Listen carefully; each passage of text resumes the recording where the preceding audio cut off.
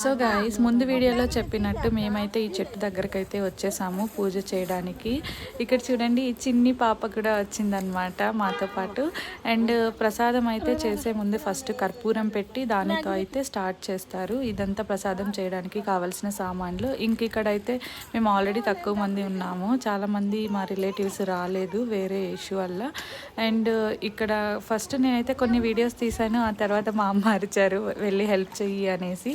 నేను వెళ్ళి కొంచెం హెల్ప్ చేశాను. ఇది అన్నమాట, అంటే కడిగి బొట్లు పెట్టిన తర్వాత ఇలా అయితే చేసాము. ఇంకా ఇక్కడ చూడండి, మా జున్ను పాప లాలీపాప్ తింటుంది. ఇంకా మా నాన్న వాళ్ళైతే దేవుడి సామాన్లు ఆ ఫ్రెష్ వాటర్తో కడిగి ఇక్కడికైతే తీసుకొచ్చారనమాట పూజ చేసుకొని తర్వాత మళ్ళీ టెంపుల్కి వెళ్ళడానికి. మా అమ్మ అక్కడ అందరికీ పువ్వులు ఇంకా కుంకుమ అదంతా పెడుతూ ఉందన్నమాట. ఇంకా నేనైతే అక్కడికి వచ్చిన రిలేటివ్స్ని పలకరిస్తూ మా జున్నుతో కొద్దిసేపు అయితే టైం స్పెండ్ చేశాను. వీడియో నచ్చితే లైక్ చేయండి, సబ్స్క్రైబ్